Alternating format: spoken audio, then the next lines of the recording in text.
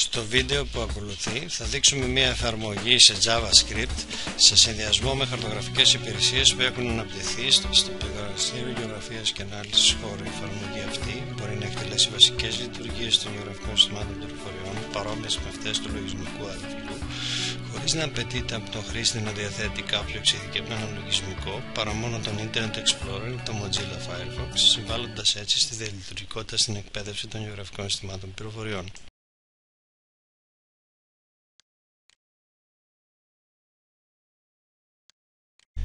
Καταρχάς θα παραμετροποιήσουμε το πρόγραμμα ενεργοποιώντας το zoom, τη μεγέθυνση με τη ροδέλα του ποντικού και φέρνοντας ένα overview map, ένα παράθυρο δηλαδή προεπισκόπηση με τον οποίο μπορούμε να μετακινούμαστε σε όλο το χάρτη.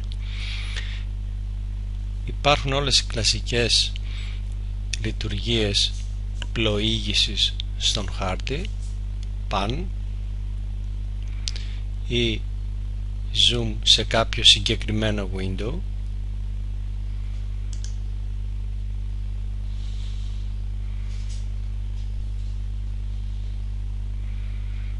μεγέθυνση μίκριση. Μπορούμε να φέρουμε την κατά τα πρότυπα του Google μικρή ή μεγάλη παλέτα μεγέθυνσης και σμίκρησης.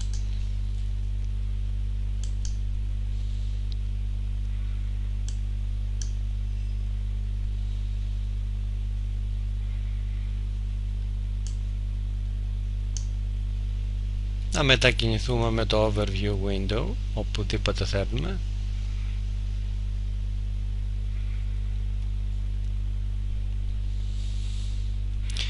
Να δούμε τα δεδομένα μας που υπάρχουν στον πίνακα περιεχομένων, να αποεπιλέξουμε και να επιλέξουμε κάποια από τα επίπεδα του πίνακα περιεχομένων.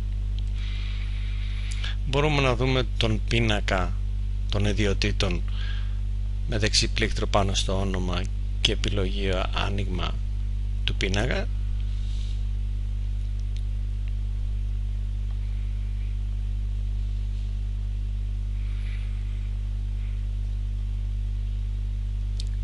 Μπορούμε να πάρουμε πληροφορίες για κάποιο επιλεγμένο επίπεδο, το γνωστό Identify. Επιλέγουμε το επίπεδο και μετά μπορούμε να κάνουμε μεγέθυνση στο επιλεγμένο, zoom to selected.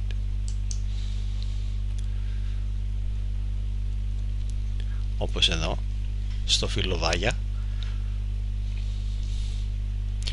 Εν συνεχεία μπορούμε να κάνουμε το λεγόμενο select by attribute, επιλογή από περιγραφικά χαρακτηριστικά,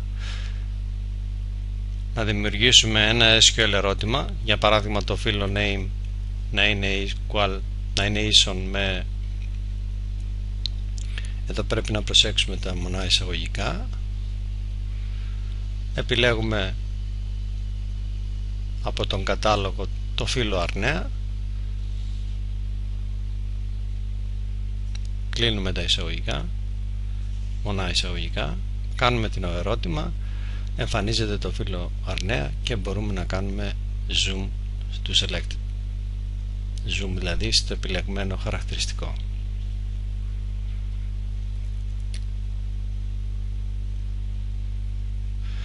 Μπορούμε να αλλάξουμε διάφορα επίπεδα, είτε από το Google είτε από το Bing Maps, είτε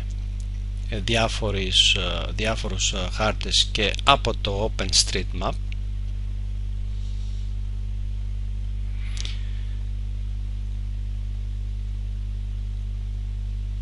Μπορούμε να αποθηκεύσουμε την τρέχουσα θέαση, την τρέχουσα view σε ένα σελίδοδείκτη με το όνομα αρνέα. Εν συνεχεία μεταβαίνουμε σε όλη την περιοχή και μετά ανοίγοντας τις επιλογές των σελίδοδεικτών μπορούμε να πλοηγηθούμε στο φύλλο αρνέα.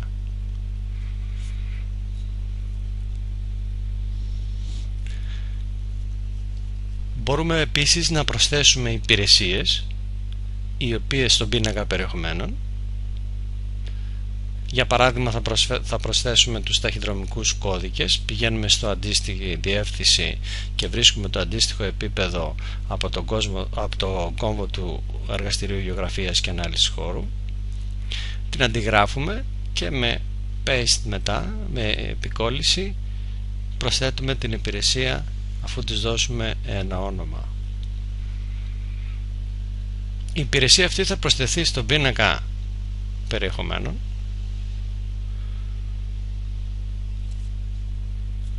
όπου μπορούμε να την ανοίξουμε, να κάνουμε μεγέθυνση στο επίπεδο, zoom to layer δηλαδή, να δούμε, βλέπετε εδώ τους ταχυδρομικούς κώδικες της Ανατολικής Αττικής, να προσδιορίσουμε κάποιο χαρακτηριστικό, να δούμε τον πίνακά του, να δούμε τα πεδία του, τα περιεχόμενα τα οποία έχει, τα στατιστικά δηλαδή κατά ταχυδρομικό κώδικα από την στατιστική υπηρεσία, και γενικά να το θεωρήσουμε σαν ένα επίπεδο στον πίνακα περιεχομένων. Τέλος, μπορούμε να κάνουμε μετρήσεις μυκών ή εμβαδών.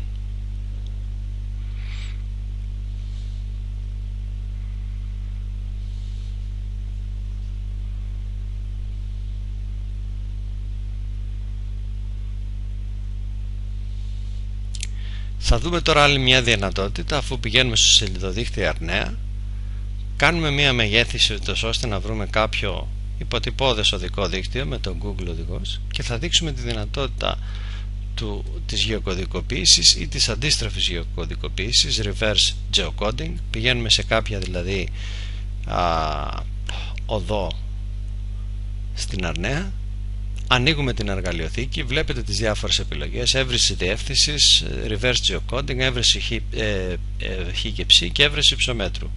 Κάνοντας ένα κλικ με το reverse geocoding μας δείχνει συγκεκριμένα σε ποια οδό είναι και αν υπήρχε και αρρύθμιση και σε ποιο νούμερο αντιστοιχεί. Όπως είναι κατανοητό, μπορείτε με αυτές τις λειτουργίες χωρίς την ύπαρξη κάποιου συγκεκριμένου λογισμικού να διδαχθούν ή να διδάξει κάποιος τις βασικές λειτουργίες των γεωγραφικών συστημάτων πληροφοριών χωρίς να διαθέτει πανάκριβα εργαλεία λογισμού.